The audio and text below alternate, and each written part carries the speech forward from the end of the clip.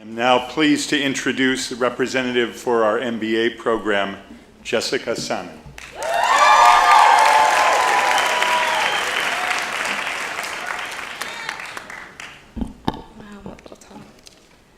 My journey at Heller in phases. Phase 1, muting her personality. It's not that I won't speak. It's not that I don't have a voice.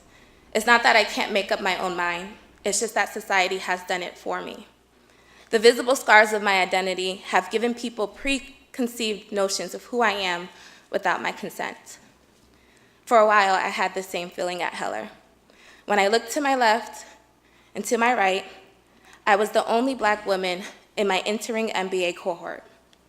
I missed my first 2 weeks of classes because of a mental breakdown and fell behind academically and socially. I was nervous to go to graduate school because I knew nothing about the nonprofit world, so I studied. I studied the sector in addition to financial accounting while working over 60 hours a week.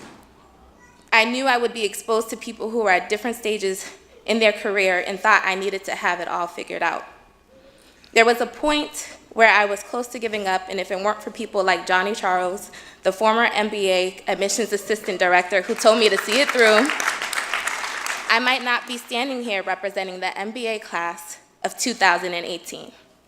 However, it came at a cost.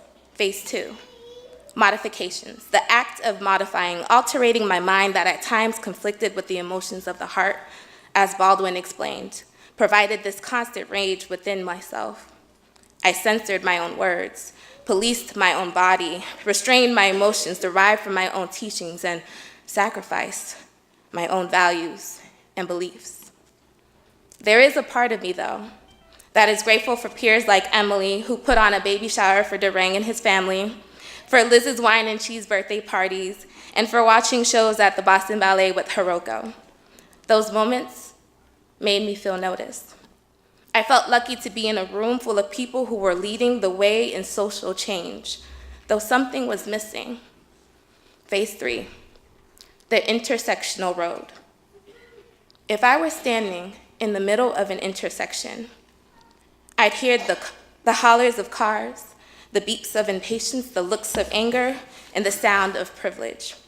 The world uniting against me as I am trying to get to my destination. I fear bravery is no longer enough to handle the dangers of my intersectionality.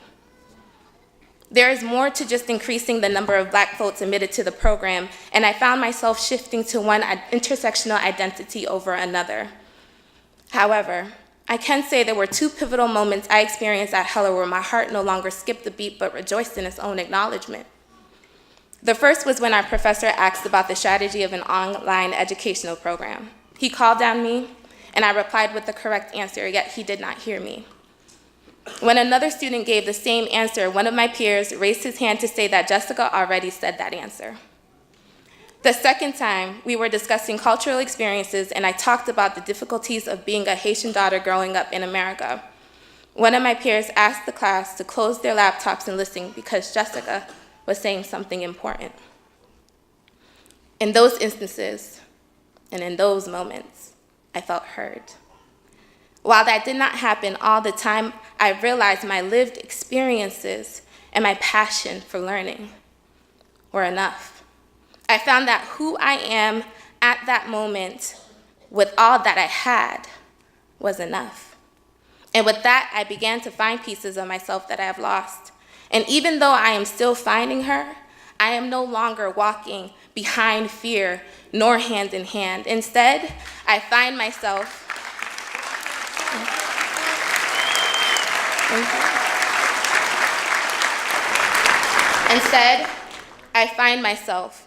even if it's just an inch, walking ahead of the fear. So to my peers, I urge you to raise those hands, for you will walk into another Jessica who will ask herself, how much can I really reveal? And how comfortable can I really get? And to the student who knows nothing about the nonprofit sector, to the student who had a mental breakdown, to the student who has to choose academics over social gatherings, and to the student who is beautifully and wonderfully made.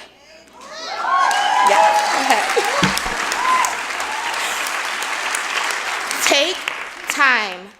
to realize the depth of your greatness and unmute your personality. If you cannot speak, let your actions speak for you. If your voice is silenced, author your words on a piece of paper and be read. If you're indecisive, then let your heart be the one to show vulnerability. Because when you look to your left and when you look to your right, if there is one thing that I learned about value proposition, you are at a unique opportunity. For your presence is beyond priceless. I thank God for this wonderful, wonderful opportunity. Congratulations, class of 2018. Thank you.